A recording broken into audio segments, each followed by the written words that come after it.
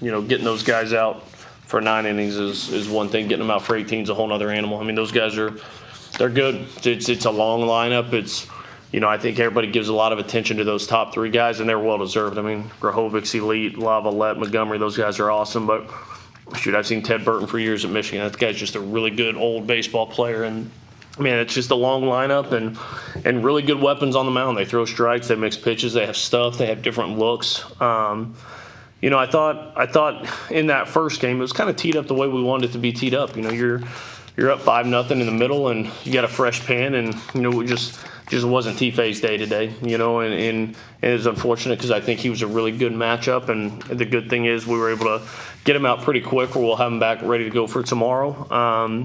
And then obviously drop that one, which was a tough one, but you turn right back around and you've got another one, and we could have checked it in. A lot of teams, man, second into the doubleheader, you go down 8-0, and you might as well just check. It's going to be a 7-inning run rule, and I thought our boys fought hard. We weren't good enough. We made some errors. It's never good when your starter's out of the game in the second, just with that line drive off his ankle. So. It's a tough one. Tough day. We've been really good at home. We've done some really good things at home. It's just a tough day. And I told our boys at the end, we can go sit down and break down all the good, all the bad. None of that matters. All that matters is how we show up tomorrow, and really what our mindset is, what our focus is, and what our intensity looks like. And I thought they fought hard in that second game when a lot of teams wouldn't. And that's the makeup of these kids. We just got to keep growing and keep getting better. Yeah, Coach. Obviously, short turnaround. How does something like yesterday kind of impact the team's momentum? Kind of dressing up, getting ready, getting that hype, and then going into a late rain delay ended up getting postponed and playing a long day on Friday. How does a type of day like yesterday, where it's a last-second postponement, kind of impact the team's momentum? From a momentum standpoint, it's really not that big of a deal. These guys, they came and they took BP. It's what we'd have done if there was a rain out, and we got them out. It's one thing if they were sitting here at 10 or 11 o'clock at night. We were able to get them out of here pretty early. It makes it tough. There's no secret. We had a couple injuries in the pitching staff over the last couple months, and so when you do that and you're having to play 2 in one day, it really kind of shortens your options, and you may have to extend some guys you don't want to extend as much, or you're trying to fight for the right situation to use a guy knowing that if they go too much today, they're A, not going to contribute in game 2 later in the day, and B, it's going to be hard for them to bounce back again tomorrow. So it's a challenge for both teams. It's a challenge. It tests your depth big time, particularly on the mound. So from a momentum standpoint, nothing too crazy there. More just a challenge of playing number 1 team in the country in 18 innings in one day is never easy. Yeah, and speaking of injuries, Ben Hess went down in the second inning in game 2. How is he kind of feeling throughout the rest of the game in the dugout, and is there any kind of update on him, or is that something we'll figure out the severity of? Yeah, I don't have much of an update yet. I checked with one of our guys, and they said they hadn't seen him yet, so I know he's back in the dugout afterwards. So we'll get a better feel when we go in the locker room. Hopefully it hit him in a good spot. It's just where it hit him, and with pitching, you just got to be smart. It was that front leg, and he started trying to throw, and when that plant leg's not steady, everything up the chain gets put at risk, and just not willing to do that to Ben out there today. Coach Matt Gassetti, one of the bright spots in that second game, went 4 for 5 and had his first home run of the year. You've talked about how Bryce Evelyn really extends the lineup, but what's Mac's presence meant in that? I think since Kentucky, Mac's at bats have just been really good. I thought, he's worked on a lot of stuff mechanically this year, and I told him the other day, I said, man, your mechanic's fine. Like the mechanic, what you do is fine. We gotta move on the right pitches. We gotta take the right pitches. Stuff you guys heard me preach a million times, and he's doing a much better job of that. Not breaking his swing down, not getting in between. He's taking the pitches he should take, and he's moving on the pitches he should move on. And I thought his at bats today were absolutely outstanding, and it's kind of been building up to this weekend. I think the last 10 days to 2 weeks, that guy's had really tough at bats. TJ McCants went 4 for 4 in the first game after having a kind of rough patch, and then in the second game he kind of cooled off. But what did you like about his at-bats in the first game especially? Yeah, I think anytime TJ gets back into left center, he's pretty good, and obviously that double he hit with 2 strikes, got a breaking ball and hammered it in that left center field gap with 2 outs. That was a big 2-out RBI for us. But he just looked on time. He looked like he had a really good plan today for the most part. There was a couple swings I thought he got in between on and a little bit, kind of playing defense a little bit on. But some of that's a tribute to those A&M arms. I mean, those guys are no joke. It's what makes them impressive, and this is what's different with them in Arkansas as far as what we saw today was Arkansas has so much power. I mean, it is power. Now, Cortez has elite stuff, and that's a power arm. But they just run different looks at you. You know, you got Cortez, who's huge, it's 98 and disappearing. Then they bring in the sidearm guy. Then they bring in a lower sidearm guy. Then they have Ashton back. So they just give you some different looks. And I think when you do that, you know, especially left, some of those matchups left for TJ there at the end weren't awesome for any left-handed hitter. If you looked at some of the numbers, it's like, man, guys are hitting about 100 on a couple of those guys. And so I think some of that second game was probably more of a testament to who they threw against him and the pitches they executed. But TJ's a big piece of this thing. For us to kind of get going, like we talked about Mac, we talked about Ebbs, TJ's a huge piece to kind of lengthen that lineup. How do you go about making sure that the guys don't get too downcast from this? Still have another opportunity to go out to the ballpark tomorrow and a big opportunity to potentially get a win against this team. What do you tell them with that being at the front of your mind? Yeah, I mean, I was just super honest with them out there. I said, you know, we've been in this situation 2 times. They've both been on the road, but we've been in this situation 2 times where you're 0-2 and you're going into Sunday. And the first 2 times, I think we've played our worst game of the weekend on Sunday. So for us, it's like, let's acknowledge that. Let's not run. You know, I think too many times as coaches, like, let's not talk about it. They won't be thinking about it. That's dumb. Like, these kids know. They're not idiots. And we know we've got Zane Adams on the mound tomorrow. We know that they're going to run out a really good arm. And we also know that who knows with this weather what the heck's going to happen tomorrow. You know, there's going to be rain. You could start, stop. It's going to be who knows what it looks like. So it's going to be a test of the maturity there. But, man, the best teams I've ever coached. And, you know, I go back to that 2022 team at Maryland. And one thing they talked about a lot in that group is we got thumped plenty of times. We hosted a regional that year in the first time in school history. And we got thumped a couple times that season. But, man, the next day it was 0-0, and it was our day. We felt prepared. We felt ready, and we expected to win showing up to the yard. And that's what we've talked about a ton. The SEC is a whole other animal. Like, we went 22 consecutive weekends back at Maryland from April 21 till early this year that we didn't lose a Big Ten series. That just doesn't happen in this league. It's impossible to do that in this league. So in this league, what it's really about is the toughness and the grit that you can show throughout that. You know, when you are back against the wall, man, it's what good teams do. They find a way to salvage the weekend. We're at home, and we have a young pup on the mound, had a great outing last time, and is a good matchup for these guys, and we need him to go out there and do his job, and we need his hitters. I thought we had tough at-bats kind of throughout the day. You know, we probably left some guys on. I don't know how many we left on in game 2. I feel like we set it up quite a bit. We just got to play cleaner baseball on defense. That came up to bite us a couple times today. Cleaner baseball on defense, really have tough at-bats, and then just go attack these guys. You know, they're good, but the only chance you have against a bully is to go attack the bully, and that's what we got to do with those guys tomorrow.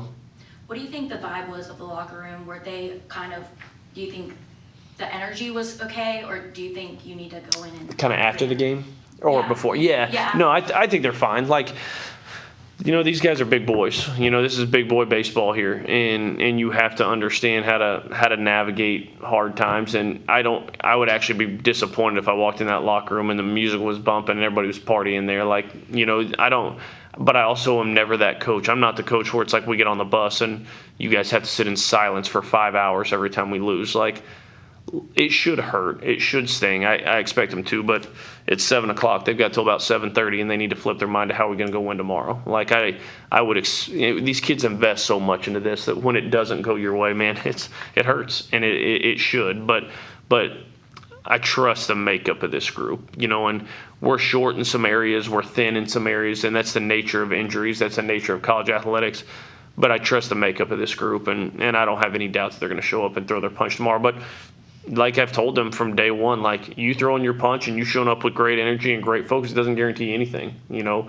But it gives you a chance to get in there and lock horns with a good team, and that's why we're all here. It's a heck of a lot more fun when you go line up against a team like that's going to be probably playing pretty deep into June, and it's a great opportunity for us to come back and respond and leave this weekend feeling good about ourselves. Another great day at the plate for Justin LeBron. How has he been impactful for you guys? I mean, just everywhere, like in the locker room, offensively and defensively. He's just, you know, I said it kind of from day one. He's just so mature for a young freshman. Like, the way he carries himself, it's, you know, he's had some tough games like we all have at times this year, but he handles it in a super mature fashion. There's probably only one other kid that I've coached that's kind of been as mature about that as he is, and that kid was a first rounder last year, you know. And not comparing skills, not comparing hitter, shortstop, whatever. Just mentality. And Braun is competitive.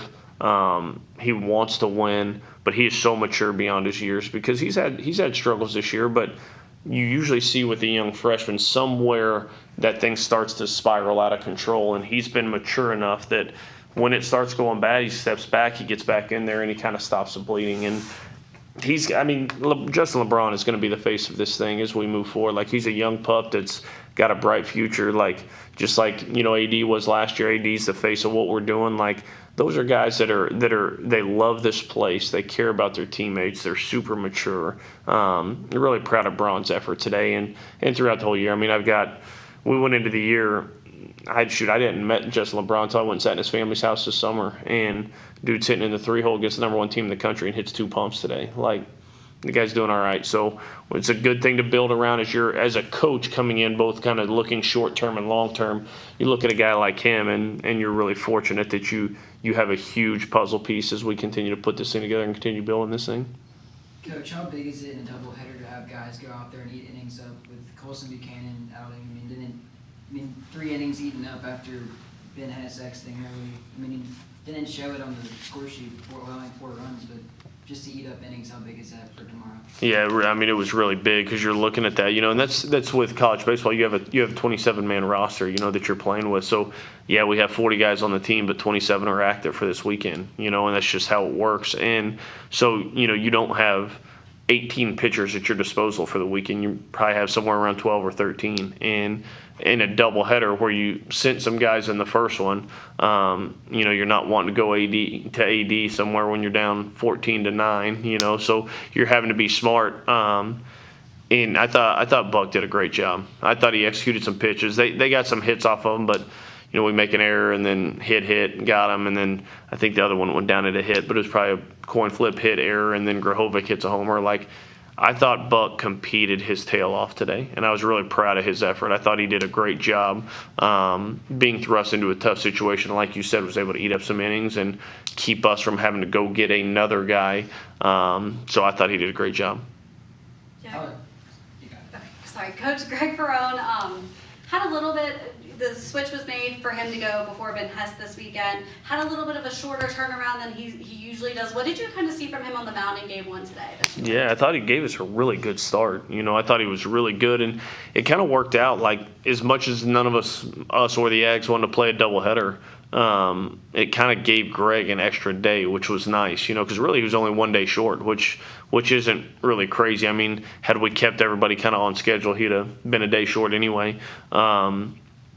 But I thought he threw the ball really well. His stuff wasn't quite as crisp in the 5th, when he came back out. Like, the fastball was down just a tick, but the breakable changeup didn't quite have the bite. And he still executed them, but they were just up just a tick. And, he gets Grahovic in a 1-2 count and leaves the changeup up just tick. Not a bad pitch, just up enough that he can poke it into right. I think 3-2 on Lavalette, same thing, a pretty good pitch, but up just enough that he pulls for a double. But Greg did exactly what we needed him to do. That dude came out, he set the tone for the game. He held him off the scoreboard when we were able to hang 5 and really emptied it for us there. And like I said, I think everything was teed up, exactly. If you had told me you'd give me a 5-2 lead in the 5th inning and Tife coming into the game, I'd say, hey, we don't even need to play. Let's just start right there. Let's go. And like I said, it just wasn't Tife's day today. But I thought Greg competed his tail off. Yeah, Coach, how tough is it to navigate through this A&M lineup when you have 3 probably future top 10 picks starting at the top of that order? Yeah, I mean, you think you get through the first 3 and you're like, oh, thank goodness. And then you got Appel sitting there in the 4, and then you've got, Ted Burton in the 5. Schott had a good day today. Camarillo just runs out tough at bats. Chestnut in the 9 had some really tough at bats. I thought we put him on for free a little bit too many times today, but just tough. There's not really a place to breathe in there, and you just have to execute pitches. And that's what good lineups do is there's outs to be had in there. Like, there's outs to be had, but you just have to execute, because if you don't, they control the strike zone at a really high level. They can do damage on the baseball. I mean, they hit for power, but they also compete with 2 strikes. So it's just one of those things. You execute pitches, they're pitchable, like everybody is. Like, Gage Miller's pitchable. Braden Montgomery's pitchable. It's not easy, and the margin for error is really, really thin, but you can pitch to them. But it's hard because if you miss, they make you pay, and that's what makes that lineup really good. When we're really going on it, I think we do that. We do that as well. We can kind of lean on guys and make it hard to navigate. But that's a heck of a lineup for Texas A&M, and that's, like I said, they played like the number one team in the country this weekend. They were steady. They were relentless. They were good on the mound. They were elite at the plate. It was a good day for them for sure. Anything else? All right. Thanks, guys. Thank you. Thanks, Coach.